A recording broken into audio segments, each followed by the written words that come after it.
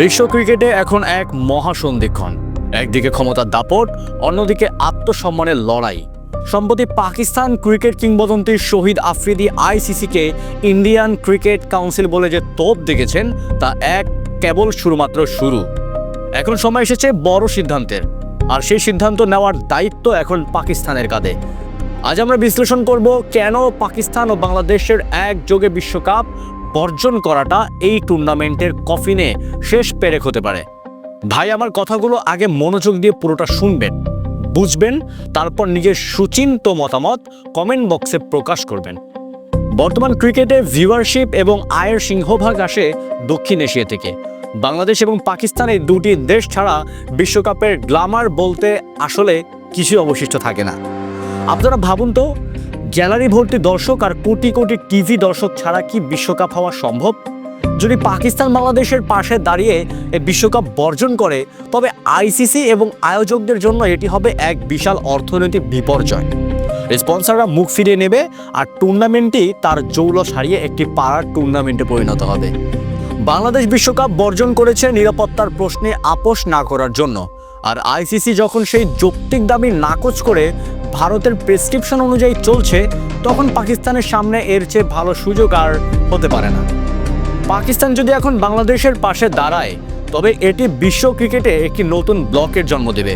এটি প্রমাণ করবে যে ক্রিকেটে কেবল অর্থ বা ক্ষমতার জোরে চলে না, খেলোয়াড়দের নিরাপত্তা এবং মর্যাদা সবার উপরে। ভারতের পরিকল্পনায় আইসিসি যে ইঙ্গিত দিচ্ছে, পাকিস্তান সরলে বাংলাদেশকে ফেরানো হবে, এটি মূলত ভাগ করো এবং শাসন করো নীতিরই বহিঃপ্রকাশ। তারা চায় বাংলাদেশ ও পাকিস্তানের মধ্যে ফাটল ধরাতে। কিন্তু পাকিস্তান যদি এই ফাঁদে না পা দিয়ে সরাসরি বিশ্বকাপ বর্জন করে, তবে আইসিসি বুঝতে বাধ্য হবে যে ক্রিকেট বিশ্ব কোনো নির্দিষ্ট একজনের ইশারায় চলে না। শহীদ আফ্রিদি ঠিকই বলেছেন, আইসিসি আজ নিজস্ব সত্তা হারিয়েছে, আর এই সত্তা ফিরিয়ে আনার একমাত্র উপায় হলো ঐক্যবদ্ধ প্রতিবাদ।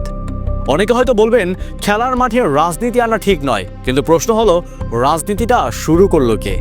যখন বাংলাদেশের নিরাপত্তা চাওয়াতে অস্বীকার করা হয়, যখন ভ্যানু পরিবর্তনের দাবিকে উড়িয়ে দেওয়া হয়, তখন কি সেখানে রাজনীতি থাকে না? আরে ভাই, একটু শান্ত মাথায় নিজের বিবেককে প্রশ্ন করুন। পাকিস্তান এবং বাংলাদেশকে কেবল আইসিসির পুতুল হিসাবে খেলবে, নাকি নিজেদের মর্যাদা রক্ষা করবে? যদি পাকিস্তান এবার শক্ত অবস্থান নেয়, তবে এই বিশ্বকাপ কার্যত মাঠে গড়ানোর আগেই শেষ হয়ে যাবে।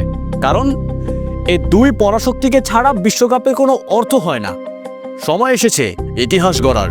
পাকিস্তান যদি সত্যি বাংলাদেশের পাশে দাঁড়ায় এবং যৌথভাবে এই বৈষম্যের বিরুদ্ধে অবস্থান নেয়, তবে আইসিসি বাধ্য হবে তাদের নীতিমালা পরিবর্তন করতে। আমরা ক্রিকেট চাই, তবে তা হতে হবে সমতা আর সম্মানের ভিত্তিতে, কোনো শর্ত বা দয়ার ওপর ভিত্তি করে নয়। নিজের বিবেককে প্রশ্ন করুন, আমরা কি বৈষম্যের বিশ্বকাপ দেখব, নাকি সম্মানের লড়াই দেখব? উত্তরটা আপনাদের কাছেই থাকলো। ধন্যবাদ সবাইকে।